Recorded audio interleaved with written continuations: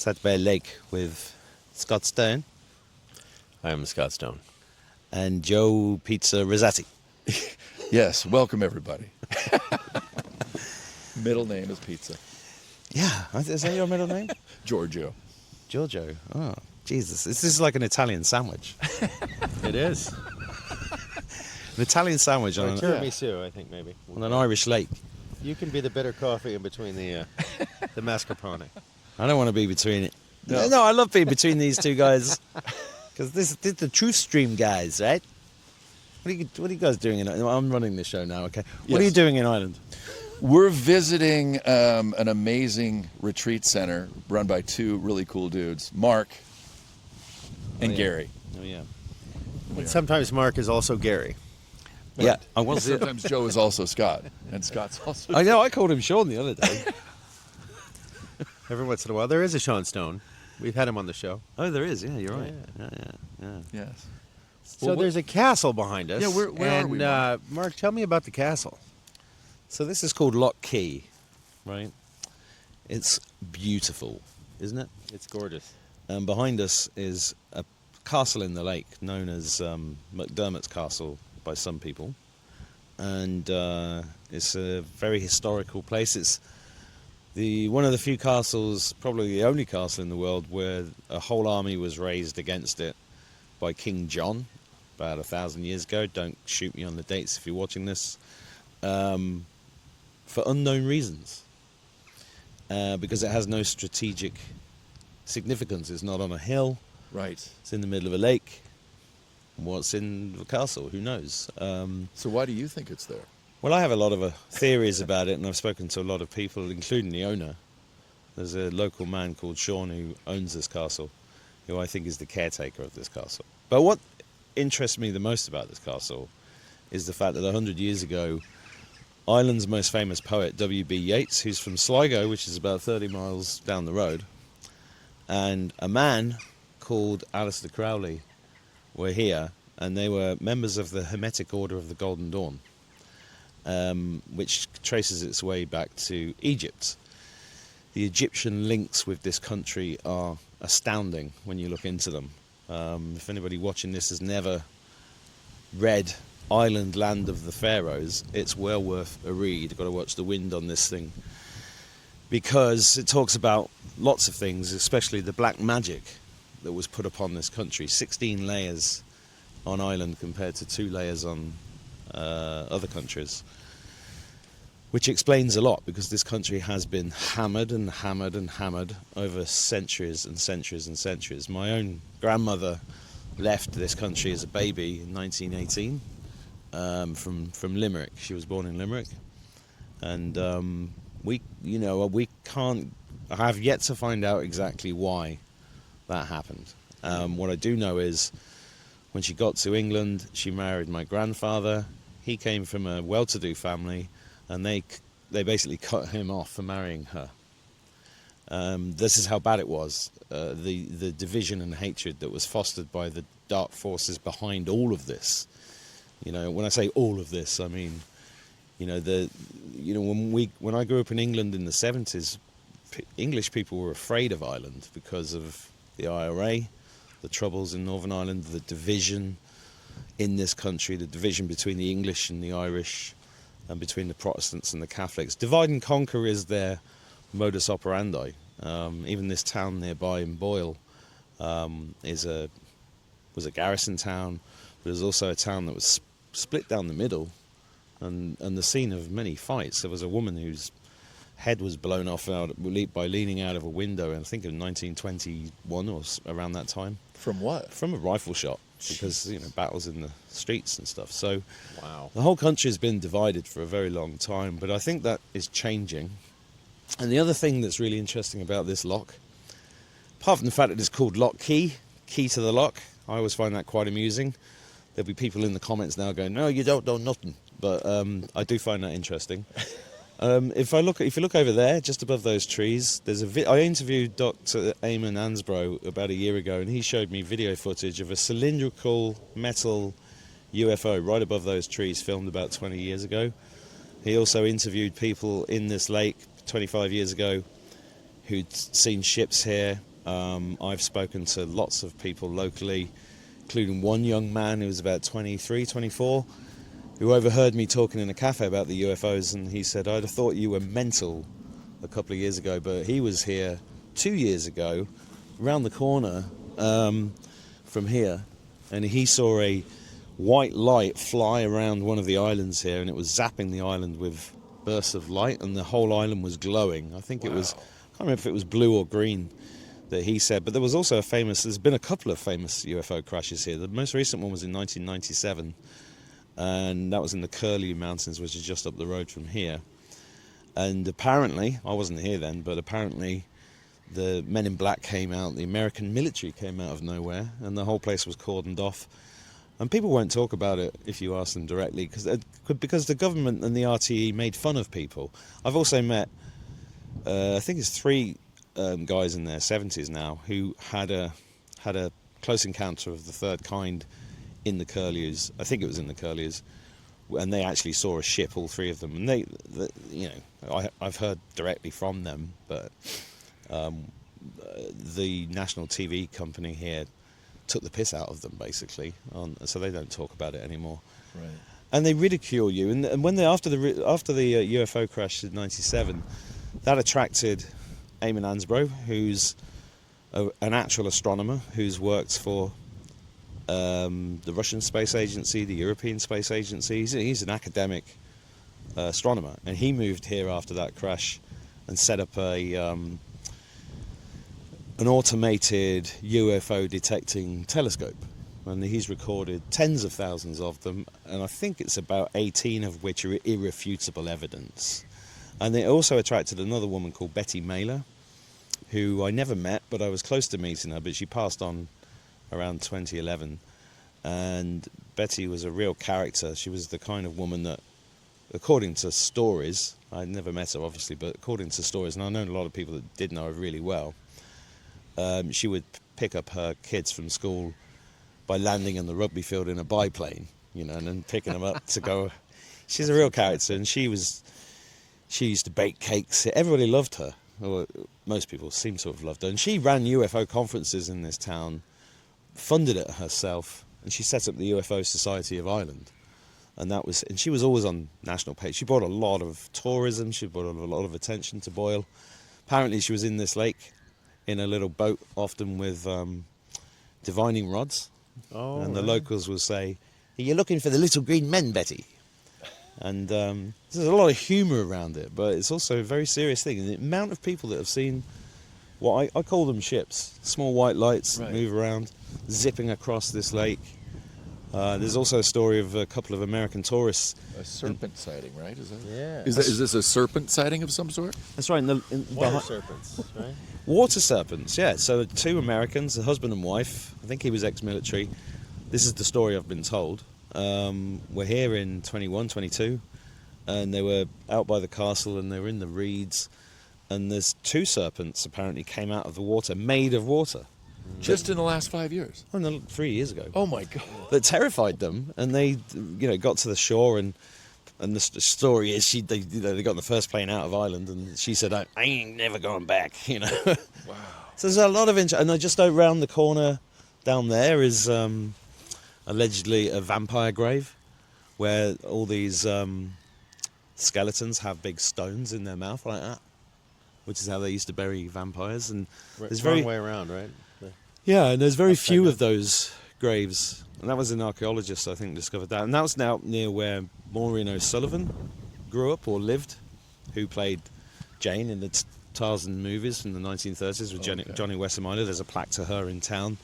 That's very interesting because she was the mother of Mia Farrow, who's the mother of Ronan Farrow. Mia Farrow, who famously was married to Frank Sinatra and to Woody Allen, and also was in Rosemary's Baby in 1971. She was from this town.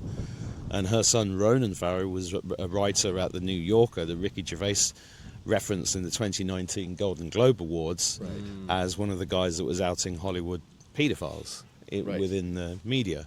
So that's very interesting. Of course, Chris O'Dowd comes from here, who's been in Hollywood for the last 20 years after starring in The IT Crowd, which was written by Graham Linehan, who also wrote Father Ted, 2 of the best sitcoms in the last 30 years. And, you know, Father Ted was a seminal Irish comedy, and did a lot to change the relationship between the Irish people and the Catholic Church when that came out, because it was kind of surreal. Have you ever watched Father Ted? Not Father Ted, no. No. I've seen the IT Crowd, though. You need to watch Father Ted. Yeah. I can't believe you've been in Ireland for a week and we're going to have to sit and watch them tonight.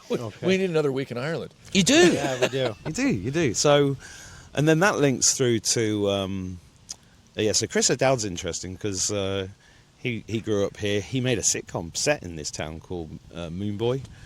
Very talented guy, very funny. But then he caused a bit of a ruckus recently because there was a thing on in a town called Drumshambo, which I think is that direction, where there's a place called the Iron Mountain, which is where the Tuatha de Danann apparently landed in ships. Now, some people will watch this and scoff at the screen because they're just legends. They're just part of the legends of Ireland. But that town was going to host a thing called Misha Éireann, which is a festival that was put on by Stephen Kerr, who's a fantastic, and Suzanne, I believe her name is, fantastic people in Ireland who've just been standing up against tyranny in this country and just questioning the official narratives coming out of the government. I mean, the country is being torn apart right now by crazy government policies, sexualising children in schools, forced mass immigration. I mean, Dublin's unrecognisable compared to what it was 10 years ago, even that. The housing crisis here. And how about the smaller towns? Is it pretty recognizable that... Or is There's lots of towns worse than this one, much worse. Right. Yeah. Businesses decimated. I mean, go and look at Paul Treyard on Twitter, and he's a restaurateur and a famous chef in this country who's been. Even this morning, I was reading a post from him saying, "Look, these guys are lying. All the restaurants are closing. All these family businesses are closing. You know, there's a lot of problems here right now." And Chris O'Dowd, and I don't know whether he meant to or not, or whether he was tricked into it, but he signed a petition trying to close down this festival, which was there to celebrate Irish culture. And that festival, it backfired on them. They got a load of famous people like Kneecap, and I think someone from Clannad signed it, and Christy Moore signed it. These are all, you know, Irish icons, really. And it backfired on them. It's like the you guys spoke at my event here in Boyle last week. That's another reason we were here. Yeah, and they tried Rebels across the pond. Yeah, and these same people tried to close that down as well. Oh, right. Right. Yeah. Yeah, there For were what? protesters out in the street, just a couple of them, but, you know, crazy cat ladies with signs. Yeah. Did you speak to them? No. I don't really want to give them any attention, but Yeah, I Right. tend to avoid the cat ladies. And when might we be releasing that event? so it's being edited right now. Should be ready Monday. Oh, wow. So what date is it now? 25th, 26th, Today's 26th. 20. Yeah. Should be out by the 28th, 29th. Okay. Of September. Fantastic. Oh, by the way, welcome to Ireland. Well, thank you. Yeah, I feel it's welcome. been incredible. Yeah. Scott and I were here 6 years ago, and it wasn't quite the same We're only welcome. now feeling welcome. Yeah. Right. Well, I think we were under some kind of psychic attack because there was a lot of weird things that were directed at us, primarily for being Americans, and we weren't allowed in either nightclubs for the pants we were wearing, or Really? yeah, we were directed to I a think bar. you're supposed to wear trousers here. Yeah, well, you know. Scott had pants that looked kind of like zip-off no, pants. there were no zippers on my But they pants. weren't. Well, Pants is underwear here. Yeah, You know that. Oh, trousers. So Yeah. my trousers, you could zip off at the knee because They you're were- trying. Breakaway, you know, for work. do that movement again. But Scott's weren't the Bachelor parties, that sort Yours of thing. weren't breakaway, and they still wouldn't let you in. No. Yeah. So they just kind of targeted us with apparently how we presented ourselves or our accents or what have you. Anyway, this trip's been way better, much more incredible, and very welcoming. So Oh, it's quite been quite the fantastic. opposite. Well, we're still on the topic of the castle. Yes. And Crowley. Crowley was often referred to or went down in history as the wickedest man that ever lived. And apparently he delighted in that title. But you told me he was given that title from Yeats. No, No. I think he was given that title by Lord Beaverbrook. Oh, that's right. So Lord Beaverbrook was the editor and owner. Well, he was the owner. I don't know if he was the editor of the Daily Express during the Second World War. Which was that a paper? It's a very big newspaper Right. in the UK. He was Canadian, and there was a curse put on him and his family by Crowley because, as the story goes, he realised that Churchill wasn't everything he said he was, and I think they fell out because he was basically running the propaganda for Churchill at the beginning of the Second World War, and then apparently, and this I got this from a relative of Beaverbrook's, that he called out Crowley for being the wickedest man on earth. I don't know if he actually used that phrase, but it was so bad for Crowley that he couldn't walk the streets of the UK anymore, and I think that's when he moved to Italy. Yeah, so he died obese and syphilitic in a hotel room. I don't know. Penniless. I don't know. I think he's probably still alive somewhere. But well, that's the story anyway. Yeah. And he left the Order of the Golden Dawn because it wasn't wicked enough. Yeah, I don't know. Whoa. Yeah, I mean, there was a big fight between Yeats and Crowley in London. Yeah. Not far from Baker Street, apparently. Again, somebody in the comments will correct me. Yeah, and they fell out because Crowley was like high up in every secret order going, and I think he wanted complete dominance. And he was the guy that said, "Do as thou shalt wilt." Do as thou wilt. I want murder. I want rape. I want calling out for all of that stuff. And so many icons of the last 70 or 80 years. In fact, my last YouTube channel got taken down immediately without warning because I linked Crowley to Ian Fleming, which is connected to this area as well in a weird way, and to Jimmy Savile, and to John Dee, and to Philip Schofield. Now, that through line there, that's why this video probably I can't put up on YouTube now. Right. Because... Well, you can now. Alex Jones is back on YouTube now. Is he? Yeah. Can you Alex Jones, not the real Alex Jones. can you give the viewers just the cliff notes of John Dee, because you bring him quite a bit on the show? Well, I'm fascinated by John Dee. He's a fascinating Right. character, yeah. Right. So firstly, John Dee was a polyglot, and he worked in the court of Queen Elizabeth I, and he was a physicist, a mathematician, a poet. He was one of those annoying guys who was good at everything. And apparently he started working with a mystic who taught him how to connect with the fourth dimensional entities. And so he did this apparently not out of any particular interest necessarily in the esoteric, but more out of the thirst for knowledge. This is how I understand it. And he asked them for information about how the universe, real history and how the universe works, how physics really works. And were his intentions good? I don't benign? know. I Okay, wasn't you're not- there. okay. I mean, this is 500 years ago. So Right. He, this is how the story. This is from the research I've done, and this is top of the head. I'm not referencing anything in front of me. You've got to do your own research on this, but it's so interesting, it can't really be ignored, and it does connect, I think, to Crowley and Savile, and this place and Sligo down the road, which is another story.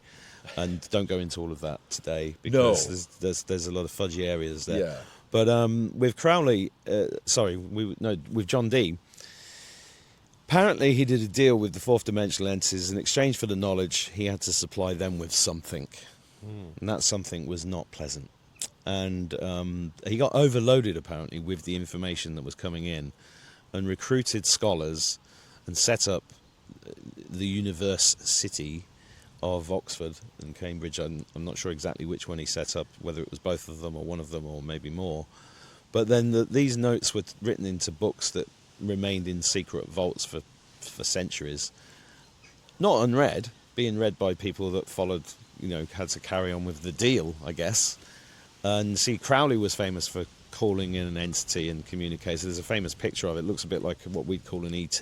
Lamb. Yeah. That's right. I was just struggling for the name. Thank you. You're welcome. I had kebab in my head. Now I know why. Lamb kebab.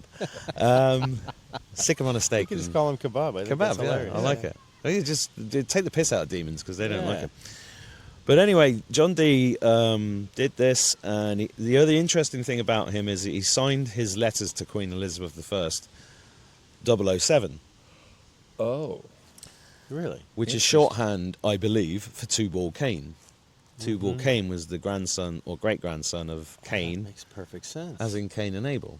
And it's obviously two balls and a cock. Right. Tubal Cain is also cock and balls. Oh. If you look up, if you want to go to Google and look up Masonic golf matches in Florida. You know, you'll find posters called the Two-Ball Cane event. You know, they love him in Freemasonry because he was like a legend.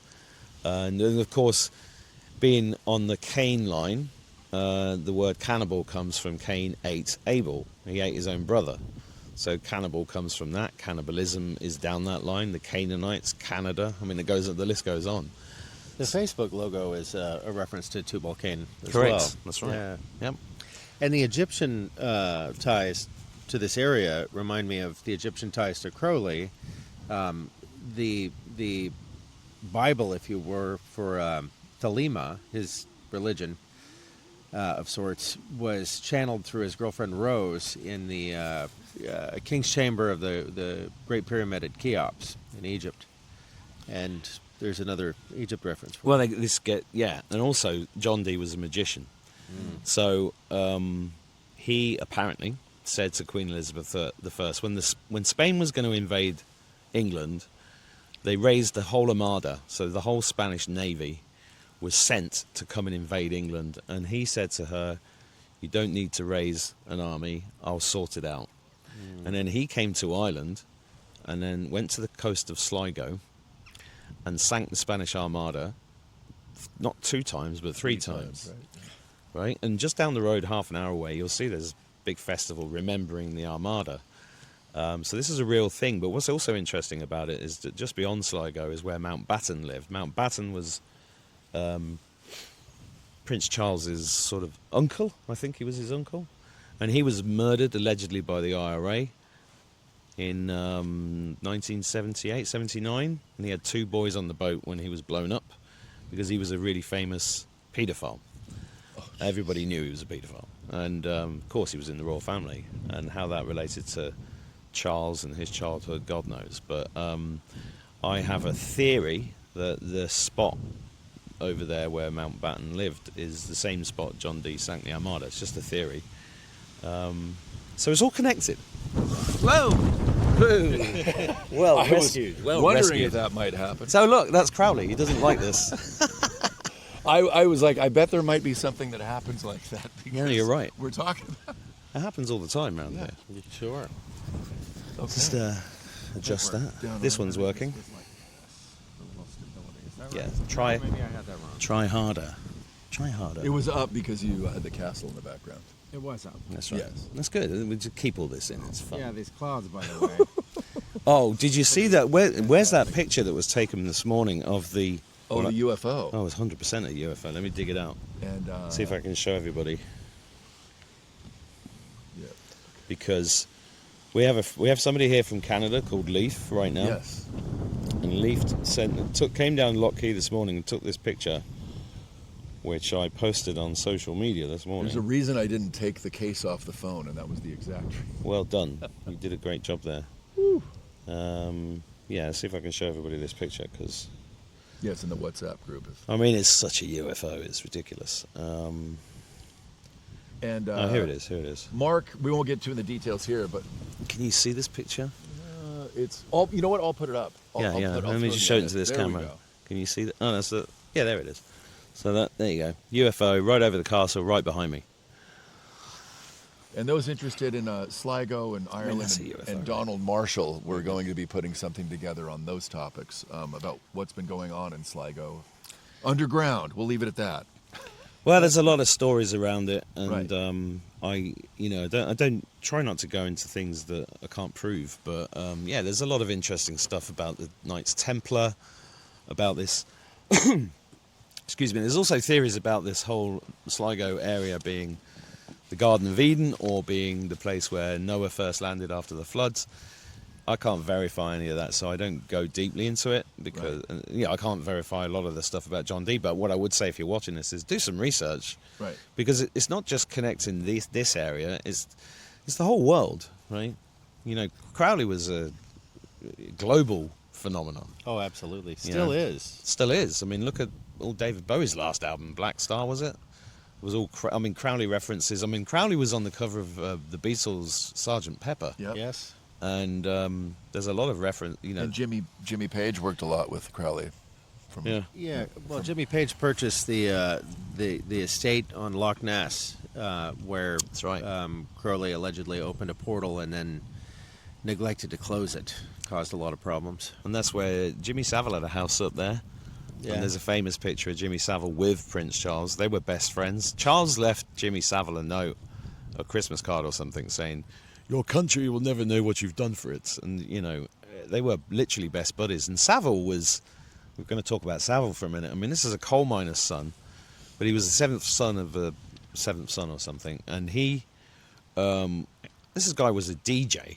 He was a coal miner and then a DJ, disc jockey, in the 50s. And he went on to become one of the most influential and powerful people in the music industry in the 1960s. He was involved with the Beatles, which is a deeply satanic band, and Product of the intelligence agencies. well, it's all Tavistock Institute, right? Very much, yeah. And Savile was, I mean, he was advising Israel on their foreign policy in 1973. No, I didn't know that, but it Yeah. doesn't surprise me. Yeah, yeah. Wow. And he was called in to advise Princess Diana on their marriage. I mean, this is the guy, I used to write letters to him when I was a kid because he was on TV every Saturday on a thing called Jim'll Fix It. And he had a big chair and he sat there with a cigar on a Saturday night with little children, my age, on his knee. Oh Yeah, my I've seen God. some of that. You know, and this is why the BBC has to go. Yeah. Because the BBC has supported this since conception, and all of the national media companies need to be disbanded immediately because of their crimes against humanity and crimes against children. You know, there you go. The reason I think we're all doing what we're doing. Yeah, exactly. Exactly. Yeah. It all comes down to the children, and speaking out and talking about this stuff is essential. But I'm starting to see the tide turn with people now around here who are starting to really question, you know, well, none of this makes sense. What's really going on? And I think all these things that we're seeing on a governmental level that are crazy. I mean, you had it 4 years of Biden. I mean, we all had it. Or his replacement. The auto pen. Yeah. Yes. The auto pen. Yeah. The auto pen president. The clone, Right. or the mixture of clone CGI, actors in masks, whatever. The Right. Biden show. I mean, Biden it was show. amazing in a lot of ways, but it was horrific on the surface. The same as what's going on with the Irish government, the British government, and the French government. You know, they're all doing or are in the process of doing horrific things to their people. But what's the net effect is that the people are now people who didn't really question COVID are now going, hang on. Right. Well, the beauty of the Biden administration in that whole period of time was everyone thought they were going crazy because how the hell is this possibly happening? And so they were listening to people that they would have otherwise thought were completely batshit crazy like us. Yeah. So, Right. thanks, bud. There you go. Well, I think we should wrap this up about Thanks, a half Joe. hour due to the wind. Where is Joe? Joe's shot. He's gone. He's Joe gone. Biden, yes, he's shot. I mean, he told us. Oh, totally. Where did you guys tune into Donald Trump? Did you always like him or what? Well, not back in the day. I always thought he was kind of tacky, but boy, did he grow on me. You know, I mean, once he entered politics, it was clearly in the right direction for the most part. Yeah. How about you, Joe? You know what to look for. Well, my dad liked him, but my dad wasn't a fan of the Democrats anymore, and I didn't really fully understand the whole Trump thing until really around COVID, 2019, 2020. You know, I think the Ricky Gervais, I think that was the 2020 Golden Globes. No, it was 2019. 2019? Okay. Well, no, yeah, you might be right, but I saw it the but other day. and that was huge. Yeah, that was huge for me because then I started learning more about the trafficking, and then then I was more open to Scott telling me the world that I think I live in and the world that I actually live in are two different things. And I heard enough of these pieces, and I was just like, and then with Trump, it was all, we heard a bit about Q, and then speaking in comms, and then the fake. When I heard Trump say really the fake news and really got it.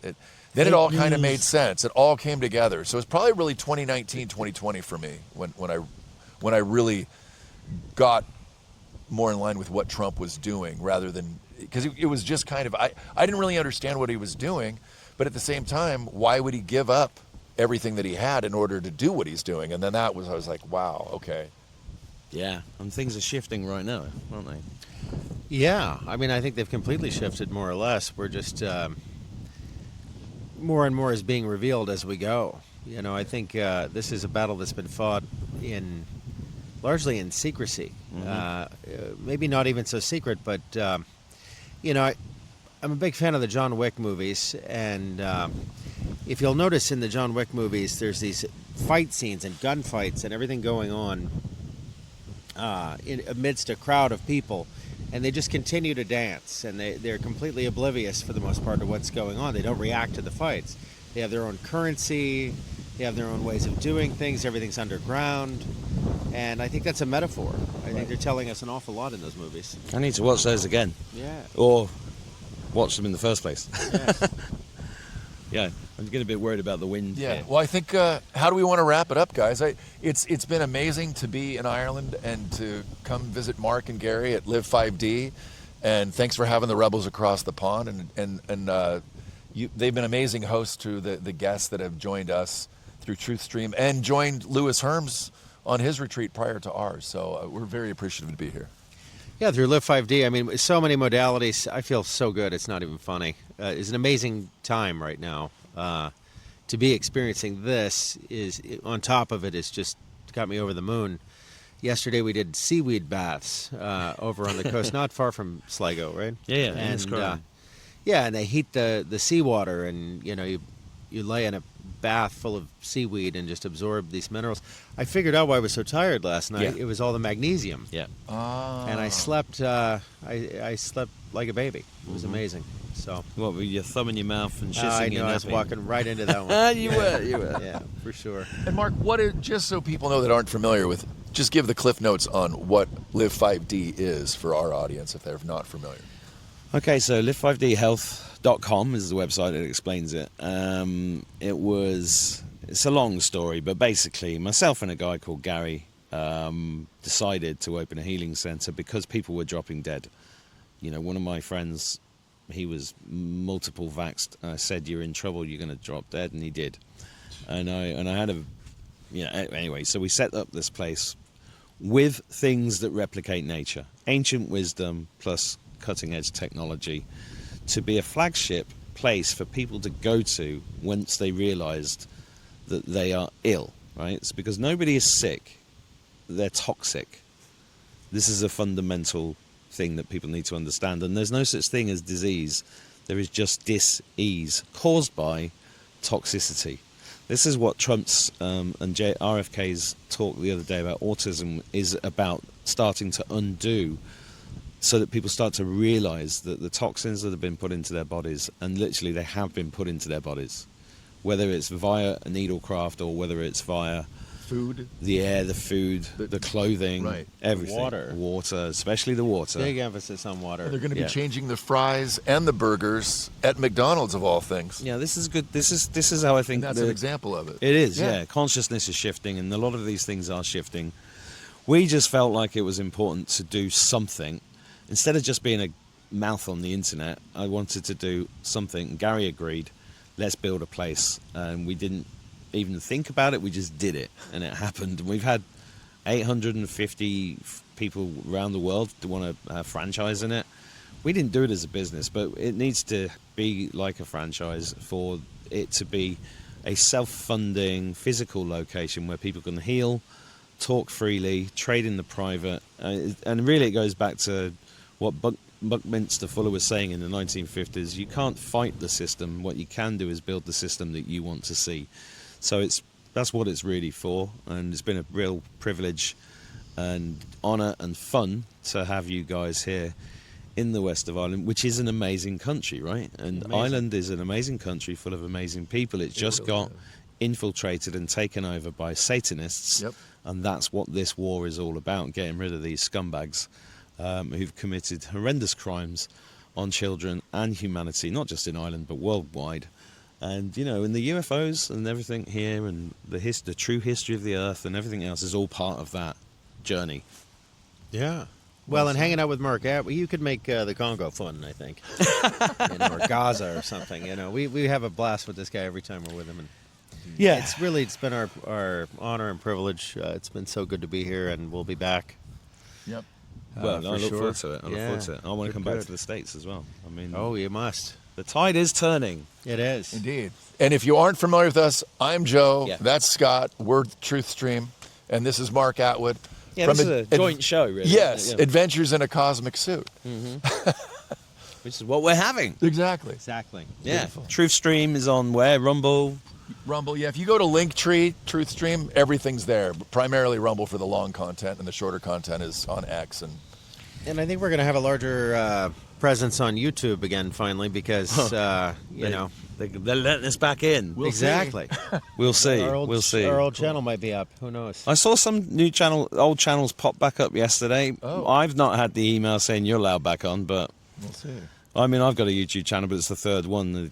Yeah, Right. anyway. Ours is, I think, what, the fourth one? Second. Yeah. Yeah. Third. It's all part of the war. Hey, it's part of the fight, and we've been fighting it hard, and I'm pretty proud of the work we've done. No, you've done amazing us. work, guys. Well, Especially this guy. all you can do is your best, right? Yep. Yeah. Do You the know, best. that's do all what any you of can us with can what do. you have. That's all you can do. Yeah, amazing. Well, thanks, guys. God bless you. All right. Take care. See ya. Bye. Nice. We avoided 2 possible falls of the